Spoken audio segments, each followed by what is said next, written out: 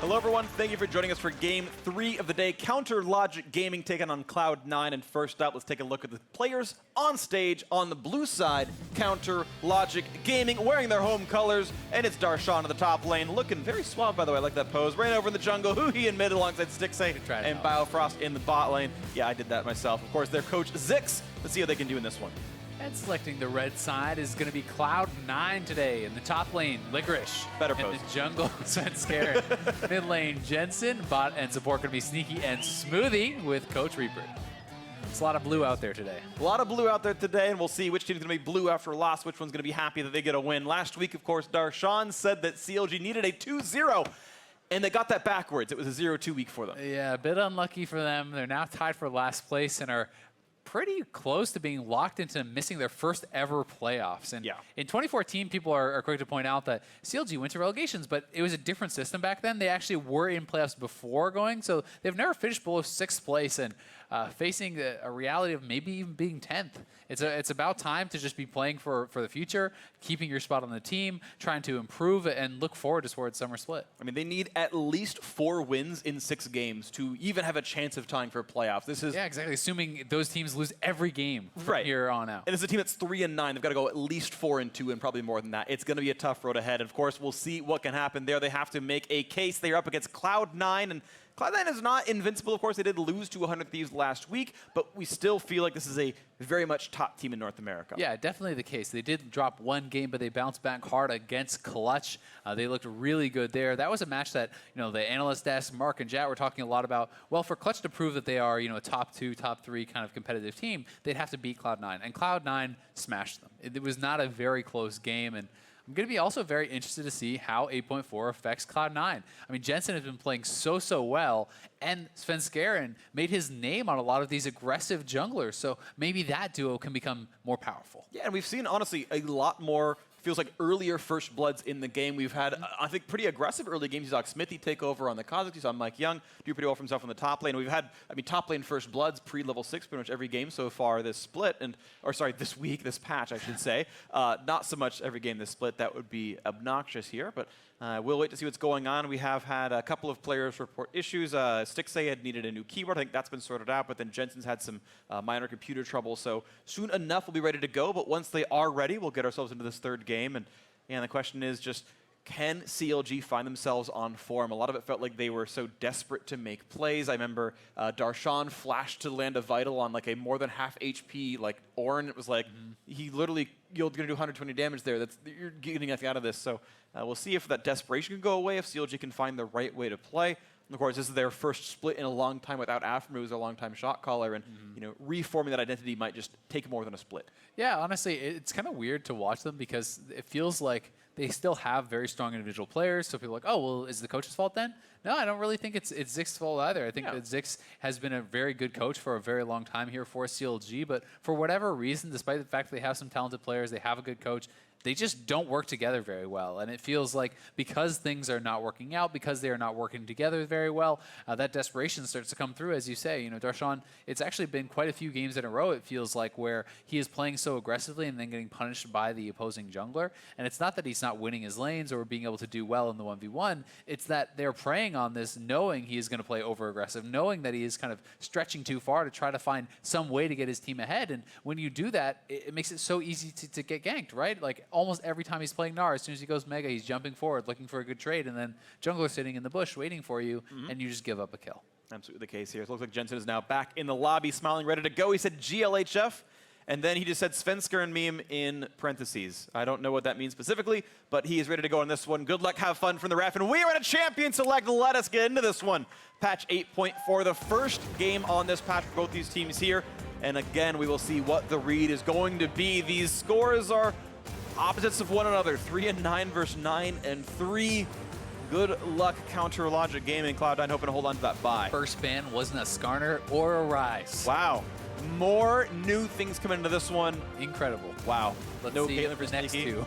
Ryze. Is it Ryze? Ryze or Skarner? It's Skarner. All right. So the last I will be shocked if Ryze is allowed to be picked. Ryze. Unless Jensen feels that he has some really good matchup into it, that he can kind of abuse huhi in perhaps. But Ryze is Ryze, it's funny because it's a champion that is still picked in pro play when it has like a 40% win rate and is considered trash in solo queue. Yeah. And right now it's actually pretty solid like in solo queue. It's like 48. Yeah. So in pro play, it's generally considered pretty insane. I like the Cloud9's debating the final ban. I mean, we don't really know what they are. They can just be talking about their picks, right? Like, you can be talking a couple steps ahead in the draft. Whoa! Yeah, so it is actually going to be a Shen ban. So they either don't think that huhi has the confidence to play this, or they are confident that they can actually play something into it. I mean, he has only played the pick once this season, so it's not like he's always playing Ryze. And Ryze is left open here for Jensen, so very surprising to see it go through pick and ban for both sides. Yeah.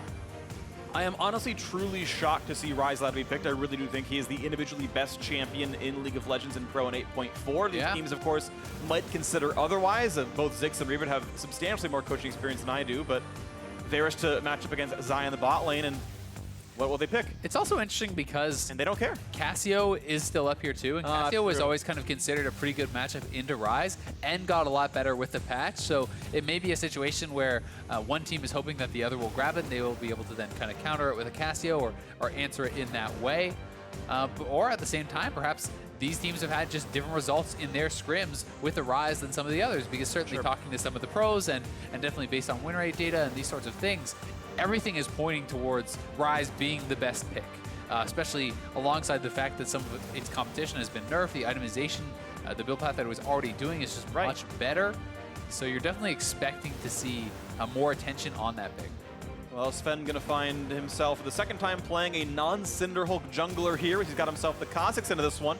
He played Evelyn much earlier on as Xayah Rakan duo grab together, and there's a Zac. And this could just be the Ryze pick right here, and then if you are worried about a Cassio or something like that, you have your second round bans to actually target that. Yeah. But if it is not picked here, then it may just fall completely through. I mean, it is Jensen's most played this split, so definitely would be really surprising to see it go ignored, especially when you do have the Kha'Zix. I think that combination there can be quite powerful, but they're going to prioritize. Yeah, it is going to be the Ryze. Okay, so then you are now expecting Cloud9 to look in the ban phase towards whatever they consider to be the tough matchups. The reasons that they were perhaps not picking it earlier may come out here. We'll see if there is any mid laner that they're kind of concerned about. And Counterlogic Gaming, of course, have incentives to now ban away some tanks, specifically from Smoothie. In the support role, Licorice has mostly only shown carry champions in the LCS. He can certainly play other types, we're sure, and there is that Cassie ban you mentioned. Of course, not a surprise at all that it's the first ban here, but I'm wondering actually if CLG can find themselves an advantage getting Licorice off his most common types of champions. Yeah, and it's actually an Alawi ban here, which is pretty interesting. I have seen this come out a little bit in 8.4, kind of as a response to some of the blind pick tanks. It can be a very strong matchup. It does deal physical damage, a way to kind of deal with some of those banners. But it is tough with the way that CLG just kind of drafted this out, because you didn't target any tank supports in the earlier ban phase. So banning out 2 now doesn't really do anything. You can ban out Alistar. Exactly, but there's still Taric, there's still Tom, there's still a lot of other picks. So they are going to ban what they consider to be the highest priority one, the Alistar, which I think makes a lot of sense against Smoothie, especially with his propensity to roam. He loves to get on the map to affect other lanes. I think this is the strongest roamer of the tank supports. But Leona would be a very exciting pick. And that is spicy. It's hard to engage because they're running. Looks like they're going to go for it. They're running a Kha'Zix jungle. They need the hard engage somewhere else, and it's going to be Leona picked in for Smoothie. Not a tank we expected to see, but one we are happy to all the same. And they finally need a top laner for themselves on Licorice, and I wonder if they'll run mono tank or if they really will have him pick up a Maokai or something and come alongside. There's Taliyah in the mid lane here for huhi. And what will they blind pick at the top lane? Could just simply be a Gnar, but that does open up for a Camille, so they are going to go Cho'Gath here, kind of a very safe blind pick champion there for Darshan. But the Leona is going to be really exciting in the bot lane, but it's also, you're up against 2 pretty slippery bot laners, right? They do have the Xayah ultimate to kind of avoid the Leona ultimate engage, and Rakan does have his grand entrance kind of used as an escape, or you can just zip back with your shield to your AD carry. So there's a lot of ways to kind of answer it. Woo! Tank versus tank in the top lane, baby. Exciting times. The first tank Licorice has played all year, as long as you don't count Gnar as that kind of champion. He's now played as many Maokai games as Lucian. That's when you know you've got a really cool top laner, and those are equal pick priority there. So it is going to be a 2-tank team. Licorice going to change his champ pool to fit what the team needs. They'd rather have Sven on an assassin than keep Licorice on a Black Cleaver. And that's the team comp. And I'm actually of the opinion that when you have an assassin jungler, when you have someone like a Kha'Zix or an Eve or something like that, one of the best possible ways to enable that is simply a tank top with a lot of CC, because it gives you such an obvious, easy place to gank. There's such strong gank assist there. But honestly, I really like this draft, especially for Svenskeren, because there is great setup for ganks in all 3 lanes. You go to bot lane, there's Leona there, and post 6, you have the Varus ultimate. Ryze is a very easy point-and-click route. And Maokai has a tremendous amount of CC, so really, anywhere he wants to go, his team can enable him to get these kills, and that could mean Svenskeren has a good game and really gets snowballing. Of course, a bit of a different look for CLG as well. Also not going for as heavy of a carry focus in the top lane as well. You look at what's been coming through for Darshan. It's been a lot of other stuff. You've seen the Vladimirs and everything else come out of him. And we'll see just what they can find in this one. The Zac of a Reignover, who he's going to continue to try and play his roaming style. And Taliyah, of course, is built for it, planning to play for comfort. And we'll see if Stixxay can continue to have a couple of good games here on a Xayah Rakan. It should be a very strong 2-on-2 lane, and maybe they can put something forward for themselves. But CLG need to start picking up wins right away if they want to have a postseason. We are into the game. Let's see how it goes. Yeah, so much pressure really on CLG to try to keep fighting for that postseason and to try to kind of redeem themselves and build up some hope for their fans for the future with this squad, right? Because it has been really the roughest split they have ever had. And that's kind of tough to look at for this team that has been so successful for so long in North America. But you realize CLG have everyone right where they want them. No one believes in them. They're against the #2 team in NA, which means they are 99% likely to win this game. Okay. This is the situation. Also, if you don't want to hear me talk anymore, which is most of you, go ahead and watch the LCS Lounge or Riot Games too. Zarene's hanging out with Nadeshot and Prolly of 100 Thieves. And they will talk about the fun things. Or if you'd rather hear Azale, stay here. There you go. Or Freak. Lots of people like to hear you too. There is mini Dematerializer here from Darshan in the top lane, not really where you see it brought very often. But that is pretty interesting, and 2 people can actually bring that on the C9 side. So both Smoothie and Jensen will be taking that rune to deal with any potential banner shenanigans later on. But that is pretty far in the future, so don't really have to worry about it just yet. Both junglers looking like they're going to get a leash here early on, and we'll see what kind of path they want to take. Well, pretty quick picks up on these, and yeah, we'll see where the next 2nd and 3rd camps end up being here as Jensen now walk to their respective lanes. Not a problem for Sven to knock this one down into the Grom single target camps. Of course, ideal for him as Reignover going to run straight over towards Wolves in his blue buff. And we'll see how safe of a path he actually wants to take, if he is going to go straight for the double buff and then back towards clear. And looks like that is going to be what he does. A lot of people like to do this because you can simply pull it over to the Gromp and you can kind of double clear. Good bit of damage. Yeah, I mean, that is just the power of Xayah Rakan and the duo. And of course, level 1 Leona is just not that threatening, honestly. Yeah, I mean, the level 1 W from Xayah, giving the attack speed over to Rakan as well, you know, at level 1 makes you so powerful because auto attacks are such a huge percentage of your damage at that early stage. And it means your support is going to be putting out a lot of DPS there as well. Really important for C9 that they got level 2 first. And there we go, another knock up here. Ignite is on as well. The retrade, though, is they're going to find the stun into Stixxay, meaning the fight's not going to work much longer. But a couple shields come through and they stay alive. A trade of ignites and 7 heal used by both AD carries as well. And now Sven is here in the mid lane. They find the empowered root. There's the flash and cleanse down. Huhi at 200 HP, summonerless. I mean, that's just really nice pathing there. Full bottom side clear and then comes from bottom side at a timing you were not expecting. So you can see the ward from Huhi was actually on the top side of the map, expecting any potential gank to be coming from the red buff quadrant. So really smart pathing there from Svenskeren, not spotted, and the easy route setup gets 2 summoners. And smart pathing is normally the hallmark of Reignover as a player. He went topside to maybe not be invaded by Kha'Zix to keep his second buffs alive, but now he can't even counter jungle the top side. He's going to get rid of his own camps now as well as the bot lane fight continues again. More damage done towards Sneaky. He's of course very tanky with Aftershock, not going to be in much of a danger himself. But a scrappy bot lane. Definitely some credit over to Biofrost, though, who has hit all of his W's so far in this lane, consistently connecting there onto Sneaky and really allowing them to kind of win some of these trades. Both ADCs do not have their HP costs, though, but getting mid lane. It's a flash out, pulled right back in for some more damage as well, and Jensen going to be able to lick his wounds a bit longer. Flash down. Yeah, so nicely done there by Reignover. Gets one of the summoners out. It is still a summoner advantage in the mid lane there for Jensen, which is pretty important when you are playing Spellbook, because having one summoner up to be able to swap that out to a TP is really, really nice if you want to try to get an advantageous early base. But it looks like it is going to be huhi going back to base, and we'll see if Jensen does Electro swap over to the TP and try to use that to kind of not miss out on any farm or XP. Let's see what's in this one. So yeah, tier stacking going to be nice on the one side, and so we're going to see more and more of the Archangel's users, and gotta say it's going to feel pretty good for huhi having a giant mana pool, since Taliyah is pretty mana hungry in terms of the wave clear, the key mana cost nerf that happened about a year ago at this point. Kha'Zix down on the bot side, and Smoothie can look for this engage. He hasn't been spotted. Stixxay's going to ward. Ooh, and he's going to be found out. Red buff is in. Electric damage comes in. Nice flash gets away from Smoothie, though. That was crucial. And the re-engage means Sven has 5 HP left, but just barely stays alive, nearly turning it around Counter Logic Gaming. Yeah, nice job fighting back there from Stixxay and Biofrost, but it's Smoothie missing his Zenith Blade. Would have been a guaranteed kill onto Stixxay if he hit that. Does miss, and it means it's actually the flash forced out of their jungler, and they're the ones who take the worst end of that trade. But the CLG duo, and again, it's a very strong combination of champions, and piloting, of course, is very important as well, and they've done that so far into this. And it's so important to not get behind a Leona lane, because if you are in the advantage against Leona, she becomes pretty useless if she can't engage, and if she is ahead, she can do just these non-stop engages. The 3-man roam up to topside, though. They're looking to catch Licorice out here. Immune's the Q, so he can't be knocked back with that one. Gets away from some more of this one. Now here's the flash. There are not any more hard crowd control tools left. And Licorice walks away, only losing a single summoner. That was honestly just so well done there by Licorice.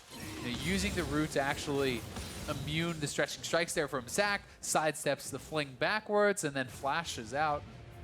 Just good job. Yep, TP's right back in. Got a Selector's Cowl to ignore even more of the magic damage that comes out of Cho'Gath. But of course, warding's going to be hard. You've got a sapling for it, but that's it. But you know what is even bigger actually about the Cowl is the fact that it's 3 AP topside, essentially. Yeah. Or 3 magic damage topside. And anytime I'm in this situation as a top laner, I feel incredibly safe if I have not died pre-Cowl buy. Because you're itemizing against everyone who's going to gank you. Huhi, Zach, and this Cho'Gath all deal magic damage, and you know, rushing a Spirit Visage here just becomes so ridiculously efficient. Whereas on the side of Darshan, yes, you can build HP with his Catalyst, and it's not that you're going to be super easy to take down, but you are not helping yourself with your itemization against the Kha'Zix, who is going to be a huge source of damage coming out. Totally agree, and it's always one of the things that matters quite a lot, especially if it's a more volatile top lane matchup. There's a lot of hard crowd control, and in the case of Cho'Gath, actually decent amount of burst, so you would have liked to see that be a little bit easier on their side. But once again, we look at this bottom lane, a Smoothie waiting in the wings, but no engage to be found. It also makes it that much more important for Stixxay to have a good game, because anytime you can put the AD carry as the sole physical damage source behind, then you can really just kind of ignore them. You don't have to actually build armor. You build pure MR, you try to dive towards this AD carry, and as the Maokai, you can basically just ignore everyone else because that's who you're itemizing against. But never kind of collapsing. Threat here, Sven's on a ward, and it's a 3v2 at this point, and he's hugging it, pulling it back, but it's going to leash again. He's not going to get this red buff. He's not even wasting Reignover's time that much. He's just killing the Krugs anyway.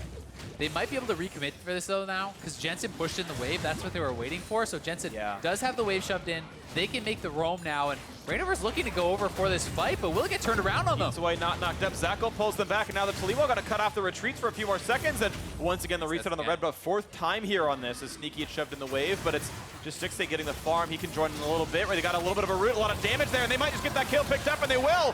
First blood down to Biofrost, who's going to be picked off, but Smoothie has nowhere to go. He is flashed down. The damage of it might not be enough. He's going to walk away. They're going to split Zach and a blob. It's no teleport means they can kill him with that one. But here comes Xayah. Can he make it happen? Stixxay tries to get the damage. The flash is out at 12 combined HP. Jensen and Smoothie get away with their lives, just barely only 1 for 0 Cloud9. That was so close to being more kills for CLG there, but it is C9. Getting the kills, getting out, getting the Zach passive. Really playing that on the razor's edge. Stixxay just was not able to actually come over and answer that play for so long because he was pushed in. He didn't feel he could afford to miss out on those minions. And as a result, C9 has the man advantage. You can see Stixxay still over under that turret. And Biofrost just walks up, straight up rooted out and burst down before he can really do anything. And then Smoothie here, dodging out the elastic slingshot, utilizing his W, which gives him so much extra armor and MR to barely survive there. And then Stixxay and huhi doing a good job kind of zoning and protecting Reignover. Even huhi, you can see stepping in front of that last Q coming out of Jensen there, which may have taken down the blob. So some nice heads up play by some of these players. This game, of course, still very close, only 600 apart, which is what you get for an first blood. Well, indicates that was going pretty close to equal here as Licorice and Darshan just trade back and forth. Licorice a bit more farm to his name, but not by a huge amount. farm continues. Yeah, definitely so. But you can see that Darshan having the mana advantage is actually pretty big there. Licorice, he is running low on mana, and people have talked about it. They talked about it on the desk. Oh, he hasn't really played any tanks, so it doesn't mean that he's going to be bad on tanks, but it is more of an unknown quantity. Yeah. And one of the things that can be kind of interesting to track is people's mana management on those champions. The CC onto the turret. Look at that. A lot of damage there. They almost got the burst, and they will have it. Sneaky gets the kill on a Stixxay, and actually Biofrost also forced to flash away. 3 summoners lost for that. The chain CC, no flash out for Stixxay. Yeah, and Stixxay did not have his ultimate because he actually committed at protecting Reignover in his passive in the earlier play. So that is kind of the continuation of that jungle invade. C9 recognized he expended the ultimate, recognized it's going to be a long cooldown early on. They get the kill, they put him behind, and they're going to get the turret probably here too, unless someone can come down to respond. I mean, Sneaky is getting massively ahead. 2 kills up, 20 CS up, and if they get this turret here too, his gold lead is just absolutely enormous. Choose not to be risky about it as Reignover does come by, and Taliyah had the chance of roaming. You can see huhi right in front of that red buff, pinged again that she's coming back down to the mid lane. Up, I should say, to the mid lane as an invisible Kha'Zix shows up and says, hello, huhi, I've got some damage output for you. Half HP down, out he goes. Yeah, it's a nice chunk there onto the mid laner, giving more pressure here for Jensen. He can move up and get some more damage down. Here is the play again. Smoothie in the brush, comes out of fog, finds Stixxay, knowing he does not have the ability to get away with his ultimate. He would have had to flash the Zenith Blade, and that's really the only play you can make in that situation. You kind of have to realize that your ultimate is down. That is the only way you can actually react, but that is pretty tough to sometimes figure that out right in the moment. But that's kind of what's required to survive those sorts of plays when you are playing against the hard engaged champions. This is similar to what we saw with Wild Turtle against Aphromoo. When you do see that Blitzcrank hook coming out, you're at full health. You don't want to flash it. You have to. I think it's actually worth considering for Stixxay is consider going Resolve secondary instead of Sorcery. Unless he's doing Nullifying Orb, in which case he's got like plus health in that sort of rune page anyway. But considering that he is a double BF Sword champion, the value of raw attack damage that Sorcery normally gives you is just actually diminished compared to a double Zeal AD carry. And increasingly, I think Resolve should be really considered on the more assaultable champions. I mean, there's a Leona and a Kha'Zix against a 525 range champion. Like, you might want to consider Resolve, honestly, in a game like this. But it's not the most important thing in the game, but something I want to have players consider at some point. But it is interesting to talk about it. It's one of those things where it's easy to see both sides because definitely Resolve will help you survive. But you're thinking, well, we have an advantageous 2v2 anyway, so we should be the ones pushing the pace. We should be the ones dominating this lane. And in that situation, if you are ahead, hey, maybe you don't actually need Resolve. But from this position, maybe second-guessing some of those choices. Yeah, hindsight's always a thing, of course, and you have to play the high percentage play in Champ Select. You can't change your runes later on. Either way, that's the case that we're in right now. A 25 minion lead for Sneaky. He's pretty close to the Rage Blade now in that Varus. It's a huge power strike for the champion, obviously. Top lane still pretty close to equal. Banner of Command rushed pretty early by Darshan. And keep in mind, again, Licorice, a magic damage champion, cannot kill those minions easily. As he's MR stacked himself, won't be dying, but the minion push can be nice. Reignover waiting for the gank. He knows he's safe. There's 2 control wards, knowing that there's 0 chance he was spotted, but doesn't find the gank anyway. Cloud9 playing defensively enough, sussing out what could have been. Yeah. Sometimes without seeing the jungler, you can kind of intuit some of these situations just simply by how the 2v2 lane is playing. You know, if all of a sudden Biofrost is moving a little bit more forward, that kind of thing can give it away quite a bit, especially when they're already at a disadvantage. You're kind of wondering what could be going on there. But Licorice, going to be very tanky boy already with the Spirit Visage and the Merc Treads completed. Not much chance of killing him without Stixxay being involved. It's going to be incredibly difficult, but I do like the Baron Rush in this situation. As you said, it is magic damage coming out here. The attempt is going to force a flash and a Sneaky. Actually lands the Q, but doesn't go for the Stretching Strike second auto to pull him back towards. Wasn't going to be a kill anyway, but flash down. But that's kind of the play that you're talking about, right? It's almost the same situation, just reversed here, as what Smoothie just did onto Stixxay.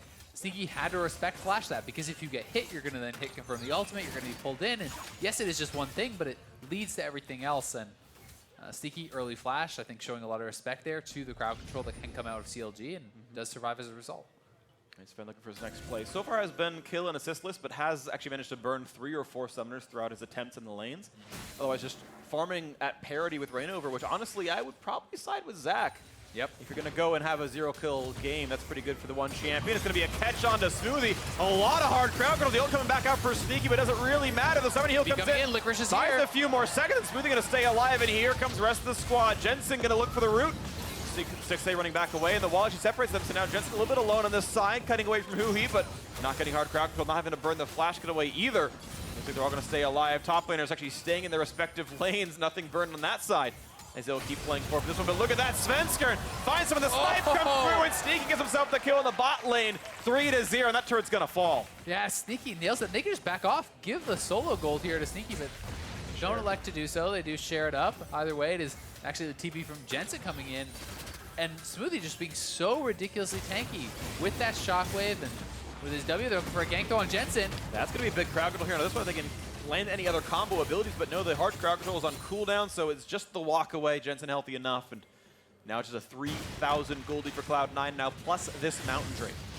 Yeah, it's really nicely done. And the advantage in the bot lane is so big, it's even more impactful because this means Stixxay is further behind, and he's the only physical damage source on his team. He is way weaker than the Varus right now. You know, I've heard Sneaky talking about how powerful he thinks Varus is on the Rage Blade completion. He thinks that even on even gold, AD carries cannot really complete once with the damage output that he's going to put out. And here is the gank once again, straight there onto Smoothie. But the fact that he has Shockwave, the fact that he gets healed up there, he has his Eclipse available, so much flat armor and MR that it's ridiculously hard to burst him down, especially because of the fact that Stixxay, you know, is behind and Biofrost is behind, and then Svenskeren coming down here, walking through the brush. They knew he was on the other side, but he's invisible fully walking through both of those wards, so I guess they just assumed he was still in the previous brush and didn't actually catch that he had been walking forward. But either way, just able to kind of stealth through and get picked off. Yeah, really nicely done by Sven to set that one up, and the follow-up through, of course, there for Sneaky. So 3-0, and it's all about that bot lane right now. Cloud9 playing around it pretty nicely. They've been one of, if not the best bot lane in North America. I think it's up for debate, but they're certainly in consideration. CLG's been kind of weak all around, sadly, for them. They've had reasonably decent early games, but just never able to convert. Now Cloud9 looking to keep this one going. 3,000 gold lead as they've moved their lanes around. The dual lane to the top side with the Drake dead. Herald available for the next 3.5 minutes. And the early game point is kind of interesting because, you know, in the past when we were looking back at their start in summer last year, for CLG, their gold graph started off very slow. They were often behind, but if they got to late game, they were such a strong team at playing the map that they were able to take over. And C9 going to be looking for a dive. Flash E, and then the flash away by huhi. Doesn't want to get rooted up for this one, but it means a little bit of alone time with the turret, so they will walk away. You saw Jensen hoping to get in Rune Prison range, couldn't quite find it. Yeah, not able to find it, and CLG is roaming to mid lane, but yeah, compared to last year, where they were this really strong macro team, where they were this team that was so good at playing the map in the late game, has been the opposite. Despite the fact that they have been able to get some gold leads and have early advantages, traditionally speaking, this split, they aren't able to hold on to them. They are falling further and further behind as the game goes on. So it really does not bode well when you're already behind at the start in this game against Cloud9.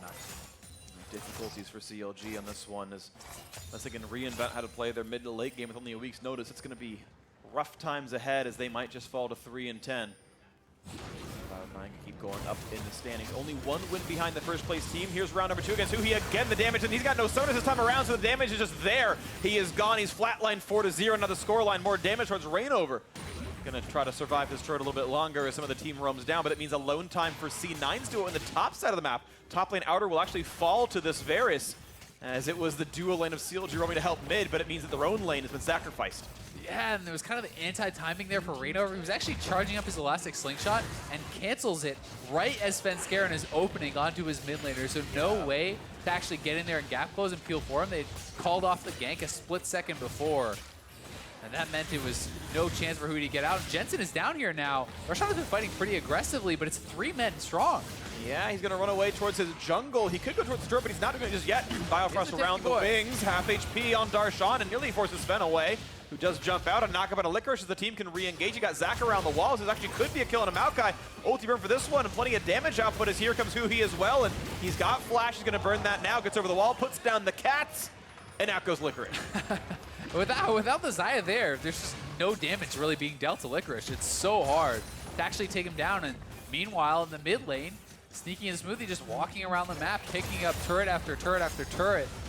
They are now up 5,000 gold, and individually, 2,500 of that gold is on Sneaky, and that is just a ridiculous gold lead at this stage in the game. I mean, that is a full Hurricane almost, just as an advantage when your opponent is sitting on one item.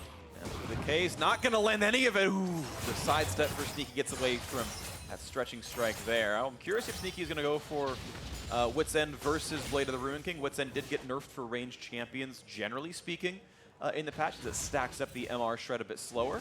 But he's going to go Wit's End anyway, now into the long swords of that Blade of the Ruin King, so a single target build for him. And I think it makes sense against this composition specifically. Oh, sure. Because there is so much magic damage coming out. Again, it's only Stixxay that is dealing physical damage, and when Stixxay is very likely going to be pushed back by your Maokai and by your Kha'Zix and by the Leona, it's unlikely that he will be hitting Sneaky in these fights. So when you look at the champions that will be able to, it's going to be extremely efficient. Definitely agree as the items continue to stack up. Banner of Command now done for Cloud9's top laner as well. Aegis for both supports. We'll see which one it goes toward, but the extra cloth armor in Smoothie's inventory says maybe that's banner number 2 instead of Locket.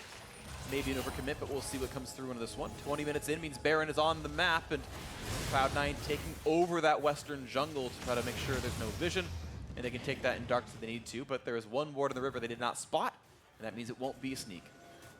Yeah, the gold lead in the mid lane pretty large here too. Quietly, Jensen has been kind of farming away. He has been involved in 3 of 4 kills, but on 2 items plus his Lucidity boots. This is really Ryze starting to turn on pretty heavily. Because at this point, he's at 40% CDR, and that is why the Archangel's change is so big for Ryze. CDR went away. Nice flash gets him out, though, and now the re-engage on the front side. They actually find some CC. The ultis are burned, and they've got Reignover to half HP. The cats come by once again, and he's split in a Bloblitz, and now they're re-engaged towards this Xayah, who managed to get the kill off on a Sven. The blade collar so big, but of course both junglers are now down as there's no one to save Reignover. So a 4v4 on the map, no junglers, no smite. Probably not a chance at Baron. Going to be a disengage now on both sides. Yeah, trade of kills, not too bad for either side, but generally you favor the team that is behind when you can have those even trades. We'll see if CLG can challenge around this Infernal. As it is C9 that is first to the scene, and Siki is much stronger. They're on to Stixxay. Flash engage, no escape tools with Stixxay left, no summoner, no ultimate. The flash for the chase down. One more shot will do it. Maybe the knockups are there for Cho'Gath. Can Darshan reach the target? Yes, they can. The shutdown comes through. This could be just what CLG needed. How many ways can Smoothie get out? And it's going to be 0. That kill comes in. And now Jensen's in a 2 versus 4 to 3. Maybe not the fight he wants. He flashes. Get away from what could have been more crowd control. Out he goes. A nice fight. Now Counterlogic Gaming can play for this Drake. Yeah, that's a pretty big win for them, honestly. Jensen was not in position with the team, and they're starting this up, and CLG simply walks in. They can't actually finish the kill off on a Stixxay, and as huhi comes in, they take down Sneaky. They're going to get a couple kills. They're going to get an Infernal, and kind of reestablishing themselves a little bit here in this game.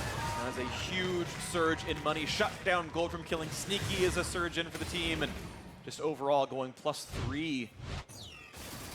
And here's the engage once more, right over onto Stixxay.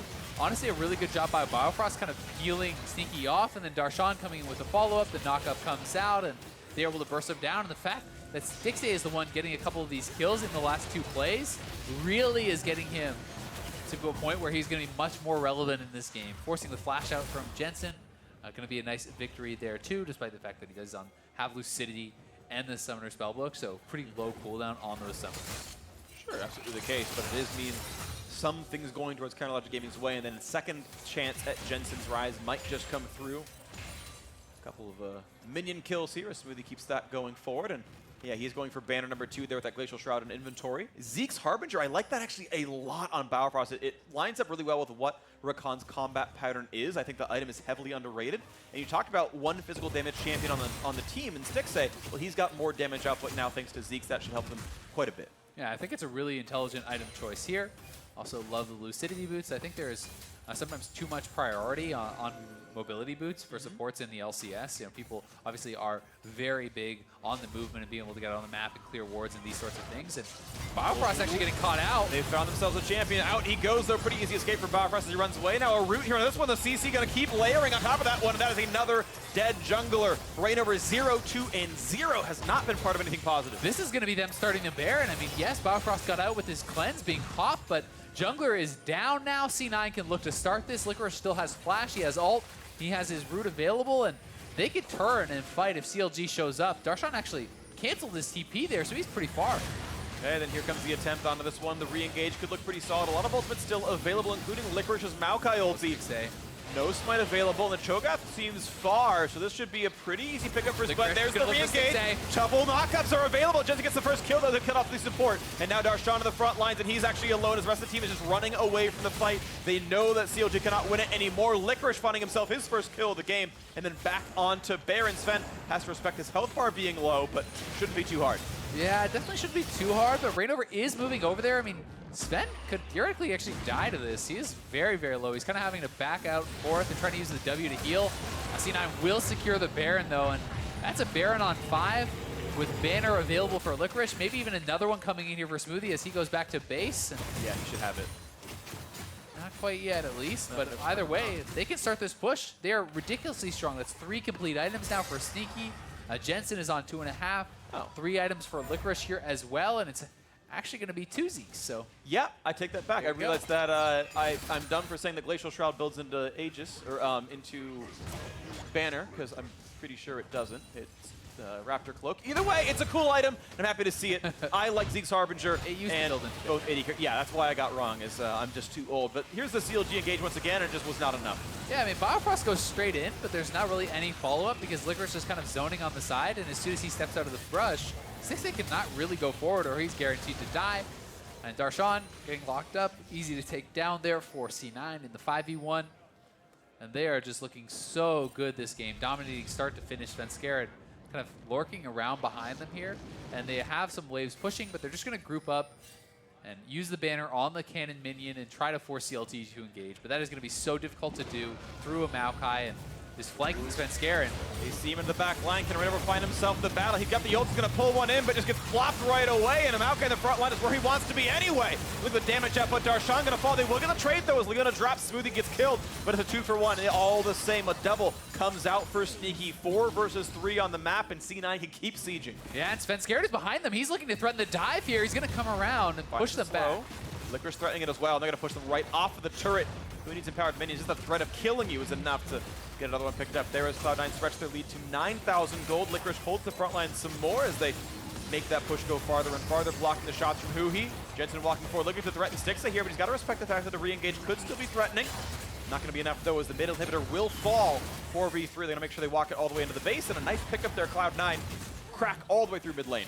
Yeah, good job by Cloud9, and critically, you know, Darshan did use his dematerializer on that bannered minion, so it did prevent any more damage from coming out, but C9 is just so strong at this point, they can walk forward, force their way into the base.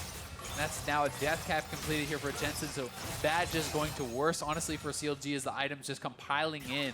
Cloud9 is picking up more gold, so they're just extending this advantage, and here it is once more. You can see Darshan moving forward there, and does dematerialize the cannon, but in the backline, it's actually Reignover getting burst down so ridiculously fast. The team was not really there to help, and honestly, even the Taliyah wall kind of working against Reignover, it felt like it was splitting him off from the rest of the team. Don't think it was the difference in the fight, but doesn't feel like that was one they were ever going to win. It didn't seem like it there. So a lot picked up. Cloud9, again, that 9,000 gold lead here, looking to maybe close it soon enough. Hurricane on the way for Sneaky. You mentioned the death cap already. The power spikes are quite nice here. Not Guardian Angel, but a Black Cleaver coming through for Sven. Actually, it's not even that because that's not what the build order is for that item. A nice knockback there. Licorice means there's no CC out of Reignover. Out he walks.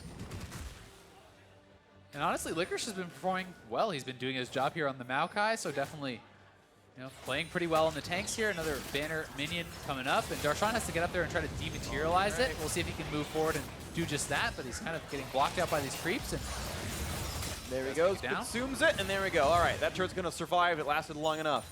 Half HP left, and they'll have to wait for that cooldown once again. It is, again, a one-banner team, only Licorice here. Has not gotten the Summoner Spell CDR almost anywhere. Maybe that Inspiration Secondary, but that would be it. Yeah, it's really looking like he's going to build towards a banner perhaps now. He does have that Aegis once again. Could be a Locket, but I'd like maybe building towards the second banner. And it'll be interesting to see what the decision tree is. But I definitely do tend to agree.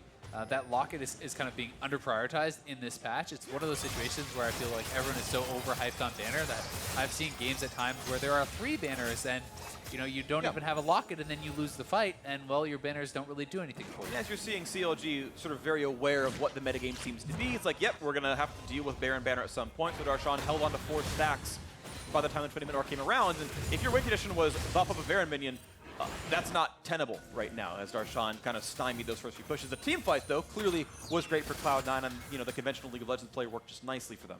Yeah, and they have a big advantage. They don't need the banner to win the game, but if a second Baron buff comes around and they have 2 banners available, well, there's only 2 more charges of the Dematerializer there for Darshan. So that may come into play, but also could see Cloud9 just close this one out. I mean, you do have a multiple tank team, you have a very strong AD carry, and you certainly can posture aggressively and look to threaten dives or zone your opponents off. Look at that damage output. Yeah, that was really nice, though. He had the spell flux on over all the minions and just got a huge chunk down on a huhi, forcing the recall. Sadly for Cloud9, there's no minion wave left, so no siege to see here.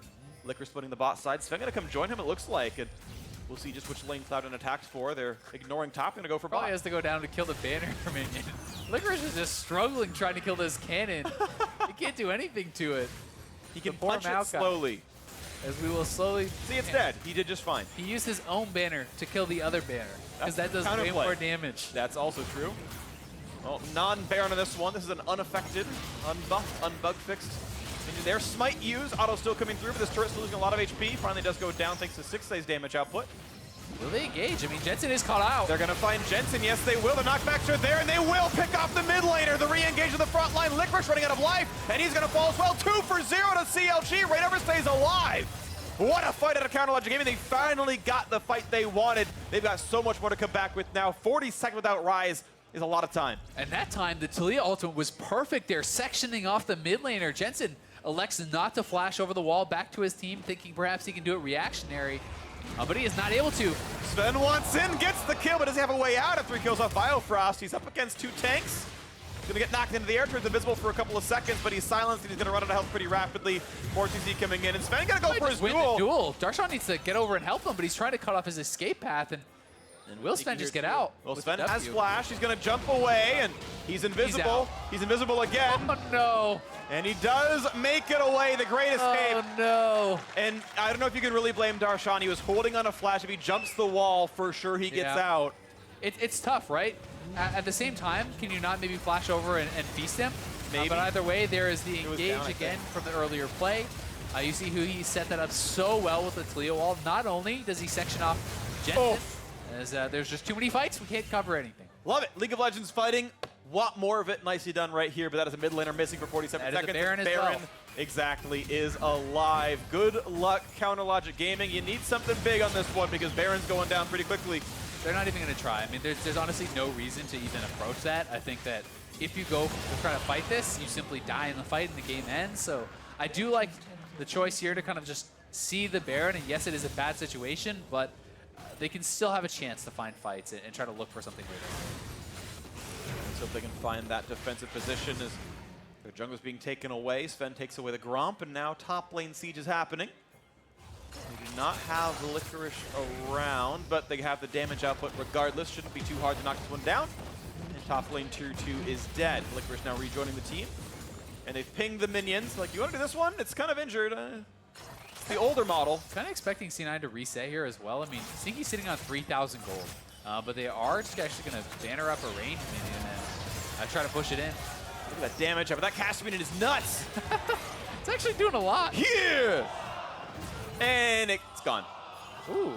They actually got him to use a dematerializer proc on a non-cannon. So, I mean, it outranges the turret still. Yeah. Seems worth it. Not too bad, not too bad. A big wave, though, pushing bot side for CLG. So C9 definitely trying to get out of here. Licorice may be caught. He is flashless. He's going to die. He's been walled off, so unless he can make it into that corner, it's going to be... He actually gets over the charm, but does it matter? No, it doesn't. That is it at Maokai, and Stixxay on his 5th kill. He is catching up. Yeah, Stixxay has actually been doing a good job kind of clawing back into this game, the recipient of almost all of these kills, and this wave will get cleared up. That is a Targon stack. Bam! Made it look effortless. Either way, Sneaky finally did buy, and Svenskeren is prowling around here. Yep. I actually really like how Svenskeren is playing this, threatening the flanks non-stop because he has a Duskblade. He will be aware if he's actually spotted out, and that in combination with his ultimate camouflage, every time you're going into a new bush, you get that stealth, you can move around the map very quickly and scout things out, kind of use yourself as this battle ward, so to speak. CLG, though, setting up a death brush down here. 3 men in there. Sven does not see this. And he's been found out. Down he goes. A nice kill picked up CLG with a proper death brush. Yeah, 6 kills in a row now for Stixxay. He's on 4 items. I mean, this is really getting a little bit sketchy for Cloud9. Yes, they're still very far ahead, but there's potential for a comeback, certainly, for CLG, because Stixxay has a lot of items. He is a lot of engage on this team, and if they can find the correct members, the gold lead stops mattering pretty quickly. Yeah. We'll see if that point does come in. Void Staff done for Jensen means a better tank killer, and that's end up coming soon enough for huhi. Went for Leandries himself. Might be towards the Ryze with that blasted one, or could be a Void himself. His builds come forward too as the tank continue to build up, and of course we are running lower on dematerializer stacks. Only 1 left on Darshan. There's still 2 held on by Smoothie, and via the jungler kill, it means alone time on the Drake, and Chomp, another stack comes through. Equal Drake count now for both these squads. CLG have 2 for themselves. The gold's still 8,000 apart. Nice for Darshan to grab that stack there too. I mean, it's actually his first non-main stack of the game, so he's just sitting at 7. Yeah. So that is, getting him a little bit stronger. The real problem for CLG right now, I think, is no longer Stixxay. He is actually caught up quite nicely in gold. It's more about the differential between huhi and Jensen, right? He is over 4,000 gold behind his counterpart.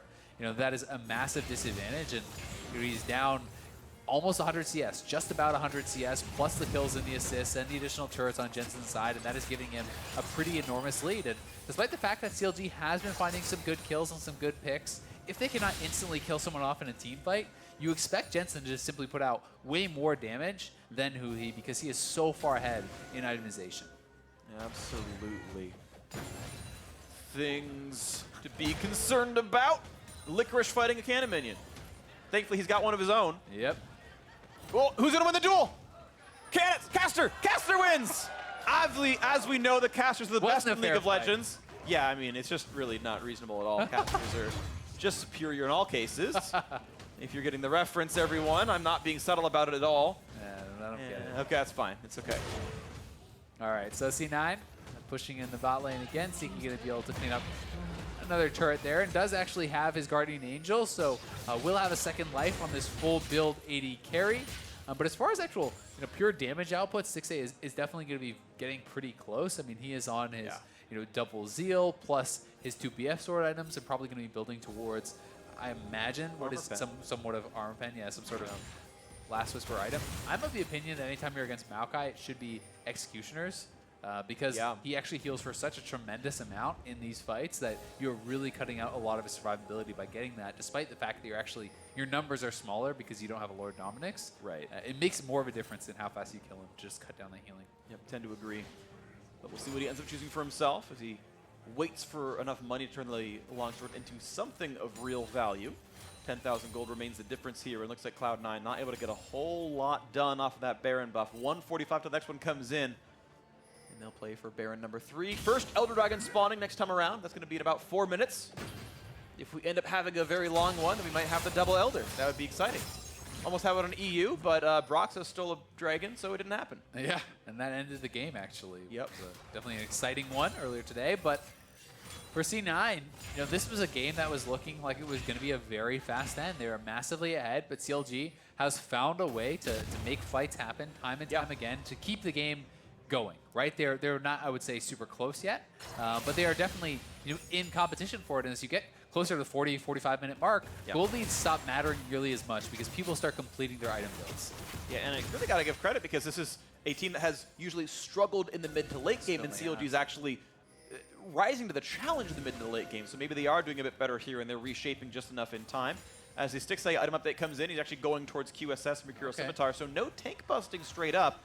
Worried about getting caught out by Leona, which is honestly reasonable in its own right. It's definitely fair. I mean, there is the Maokai route, there's the Ryze route, there's a lot going on there, and if he dies, the game will end. But at the same time, when you have no Morellos, when you have no Executioners, this Maokai is going to be ridiculously hard to take down. So it is something to worry about. And there's some push and pull there, but C9 looking for an engage. They're going to find a route in the front line. Here comes the hard CC. The kidnap back from the Zac as well means they will kill off Licorice before you can blink an eye. And Darshan taking with the stone plate flashing away, and looks like that's going to be good enough. They don't need the tank busting just yet, it seems. The damage output is high enough anyway. I mean, Licorice just got absolutely shredded, and it seemed like C9 could not get all their pieces into place. They tried to kind of funnel in through a corridor and come at them from two sides, but it's Licorice getting pulled into the rest of the team. Everyone from CLG focus firing him, and he just gets burst down, and now it's a 5v4. They have Feast available to try to go for this Baron secure. And CLG, if they get this Baron, the wall that cuts them off. It's not easy to jump in anymore. Sven might not have a good way in. He's even seen if he turns stealth, they'll know, and the pickup is there. Counter Logic Gaming turned the pick into their first Baron of the game, getting it closer. Yeah, we're going to have to see that fight again. I mean, C9 really seemed like a pretty awkward engage with Sneaky off to the side, as well as one other man in the mid lane, and everyone else kind of piling in from the inside. But it was an engage onto a Zac. So there are 3 men in the bush here. Both the carries from C9 are off to the side, and they're not contributing to this fight yet until right now Jensen is starting to get involved. But it's actually pretty disoriented fight there from C9. I understand they were trying to start something off, and they are very far ahead, and they wanted to get a pick, but Zac is not the target. And that was an engage onto Zac with neither of your carries with you. So they don't even have the follow-up damage to actually burst him down. And that was pretty poorly done from C9. And now it's the banner minion here for CLG.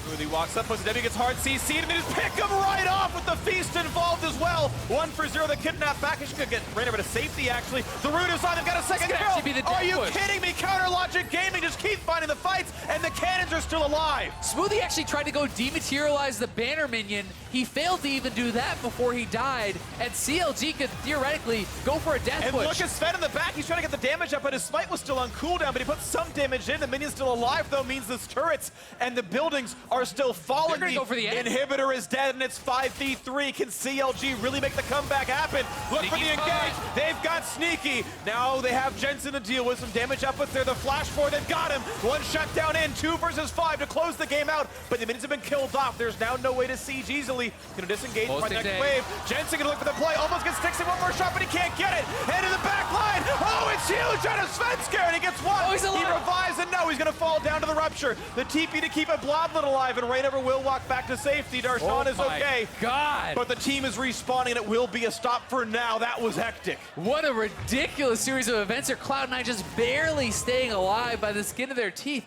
That was almost CLG just straight up ending the game, and now they are right over onto this Elder Dragon. They are going to be the ones that get the first Elder, and CLG have pulled right back into this game.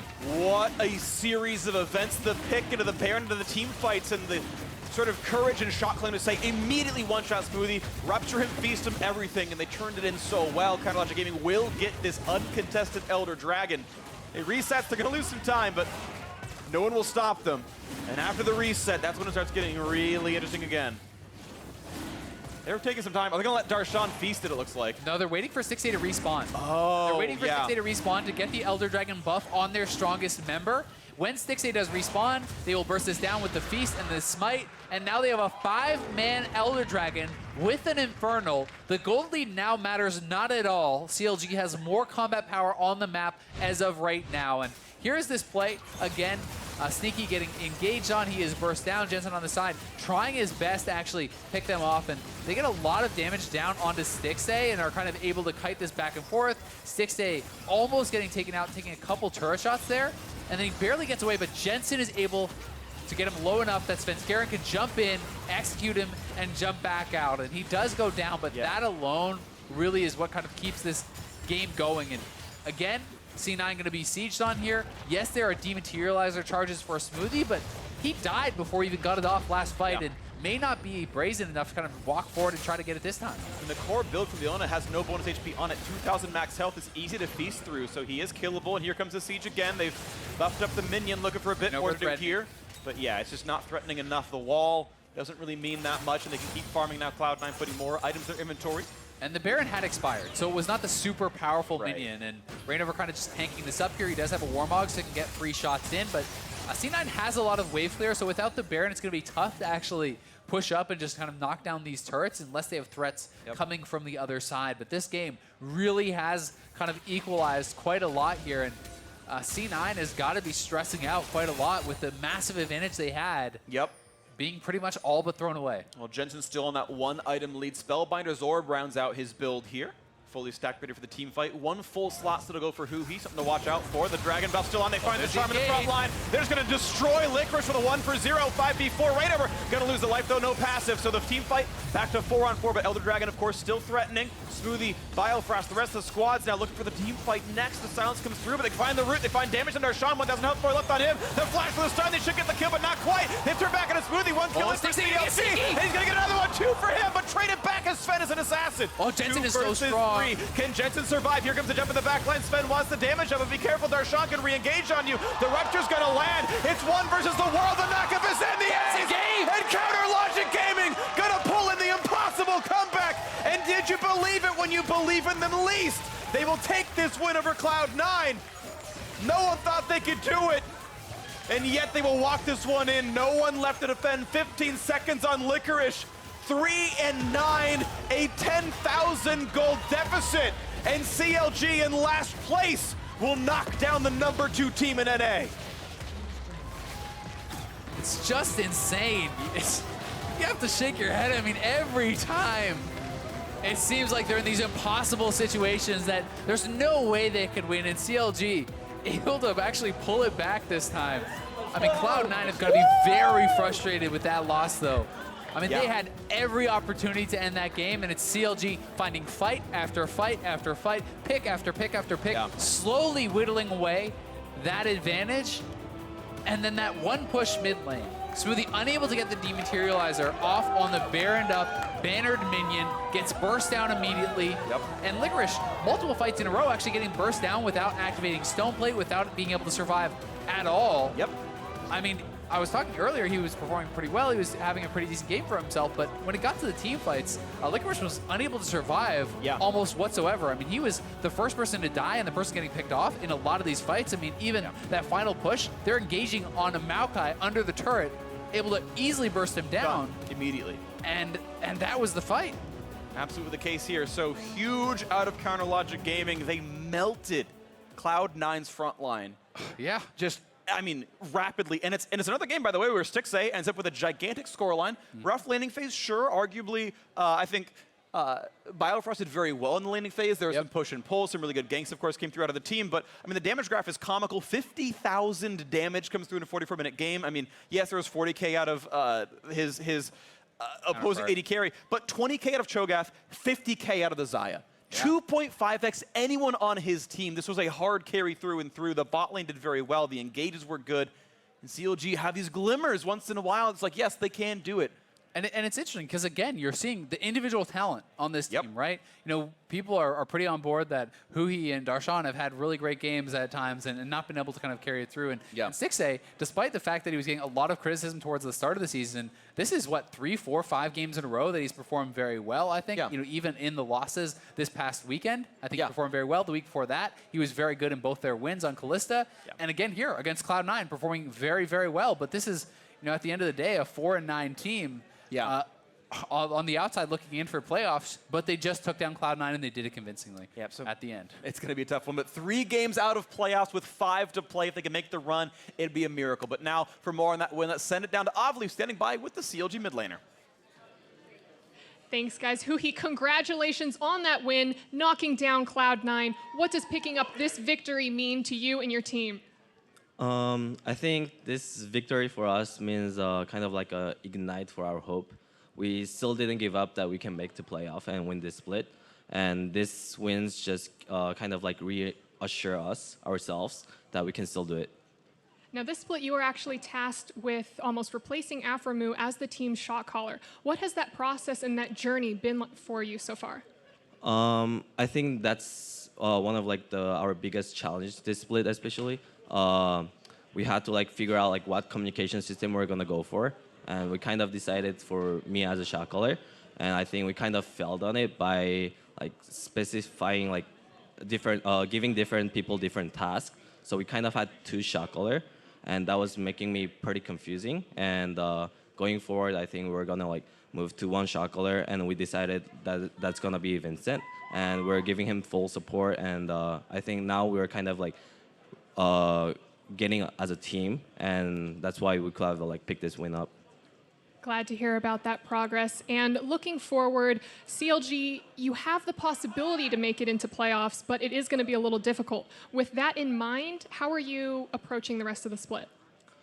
I think our mindset is gonna be always the same. Like no matter if you can make a playoff or not, we're gonna always try our best so that we don't give up our fans. And yeah, obviously, like all my teammates are like, our mindset is to win this split still.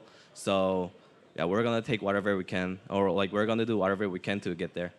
Huhi, congratulations again on that win. And for more on this game, let's hear from the State Farm Analyst Desk. Thank you very much, Avli. It was all control for Cloud9 for a large majority of that game until the throws started coming in one after the other. CLG end up with the victory here in a big upset over our #2 squad. And it was a very different look for Cloud9. We're talking about how Licorice plays tanks. We're wondering what's going to happen in this game. He ends up on the Maokai pick, and as a result, they don't play to him at all. There's all this bot lane action that's going to take place. Red buff invades and the counter pick Leona. Yeah, and the thing about this is C9 looked good in doing this. They had that sneaky ward on Krugs to kind of show them exactly where CLG was during this. They make the narrow escape.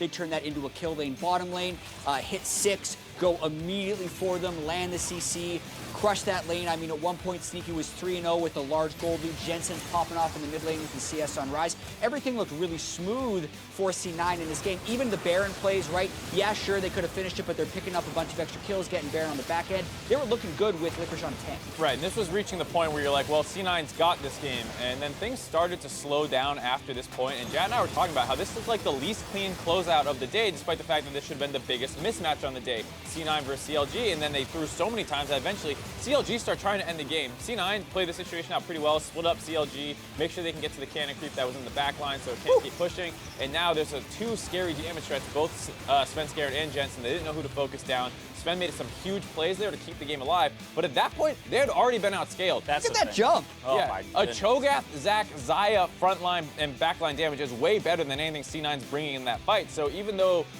they stalled the game out there, C9 had already become outscaled. Right, yeah, essentially no goal difference at the end of the game. I think that was the fear for Cloud9, this idea of being outscaled. But in all reality, the lead that Cloud9 had built, when you're looking at that at around 25-ish, 26 minutes, yeah, 9K, you should never get to the point where you get outscaled. Probably not. Probably. Probably not. I mean, like, look at some of these plays that they do to throw this game away. Jensen just doesn't want to get flashed after he gets walled off, and lo and behold, one of the best engaged champions in the game, Rakan, finds a pickoff. Yeah. Here, everyone Sticking recalls around for a minion. They realize he's alone. Cut him off. He has no flash as well. Back. Yeah, so Licorice is going to die. This is with a Baron buff on that you're getting nothing done. This is their second Baron in the game where you should be ending the game, and they're getting picked off all over the place. Licorice is still dead. Sven wants to be setting up the next push. He has no backup as he goes for this, just kind of runs face-checking into this. this. But, like, what is the win of that play? Right. Like, maybe I get to hit a support, and, like, sure, maybe he gets a pick, but if he doesn't, then they're losing Dragon pressure, they're losing Baron pressure, they're losing vision control. And it was really poorly done down the stretch by Cloud9. Right, so this is to say that the blame doesn't individually fall on any one member of Cloud9. We just showed 3 examples of where a simple change could have secured the game for them, and they'll be kicking themselves for this loss. But I do also want to kind of look at CLG here, because it's a kind of a tough situation in terms of analysis when you're watching a team and you say, well, they should have lost. They should have lost based on the game state. But they did win, so where do we go with that? Right, okay, so one thing they did that they took part in the comeback was actually saving on their minion dematerializer stacks to make it so the Baron minions didn't just end the game. That allowed them space to try and get picks. It's also the 3rd game in a row now where pretty much everyone in the soul lanes does nothing and Stixxay pops off. Okay. And it's the first one of those 3 in their 6-game losing streak that they just broke, where they were actually able to win the late-game teamfights, because they also drafted a better late-game team-fighting team. But as we just saw, with the 10,000 gold disadvantage, they shouldn't have won. No, I mean, there's not really much to add. You want to be like, good job, CLG, you're figuring it out, but in no way did they figure like a new strategy out for themselves. Right, Cloud9, Licorice first look on tanks. The early game seemed to be going pretty well. As we mentioned, it wasn't necessarily focused up there, but what was our immediate, reaction to his Maokai tank play? I thought he looked great. Like, he was using his W to dodge out on a lot of skill shots. There's a 3-man gank that went up to the top side. He dodged. They played a different style where jungle proximity is much more heavily slanted down to the bot lane, and they snowballed. So C9, good job, but like, come on. Hey, whether it was ugly or not, CLG came away with the victory. We heard huhi say there that's the beginnings of, for them, the climb to playoffs that they still believe they can make. Technically, they can go 9-9 if they win all of the games. That's what we had said, right? That 500 mark is generally right around where you need to be if you want to slip into playoffs. Loading onto the Rift for Game 4, it's Golden Guardians versus Echo Fox, another big lopsided matchup. Don't touch that browser.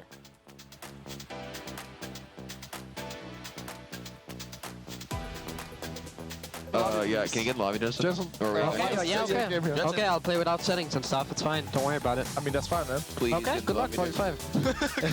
Just Stixxay getting the farm. He can join in a little bit. They got a little bit of a root, a lot of damage there, and they might just get that kill picked up, and they will. She's silent. Ryze is coming, guys. Ryze is coming. Ryze behind you. I cannot fight. I'll take the Ryze. Go Cho. Cho's done. I'm okay. Oh shit, I need help. Oh, I'm dead. We got sacked. They're going to find Jensen. Yes, they will. The knockbacks are there, and they will pick off the mid laner. The re-engage of the front line. Licorice running out of life, and he's going to fall as well. 1 for 0. The kidnap back. He's going to get Reignover to safety, actually. The root is on. They've got a second kill. Are you kidding me? Counter Logic Gaming just keep finding the fights. Darshan can re-engage on you. The Rupture's going to land. It's 1 versus the world. The knockup is in the end. And Counter Logic Gaming going to pull in the impossible comeback. Welcome back to Remember This. In this episode, we wanted to highlight the amazing play by Lorlo during the 2017 match of Team Liquid versus FlyQuest. Lorlo pushed right up to the FlyQuest base. During FlyQuest retaliation, Lorlo outplayed perfectly, managing to get 2 kills and a tower before leaving the base with just a sliver of health. In the last finals, in Lorlo dives double in him everything. 6-0 for Lorlo. Is Elimination gonna be able to tag him?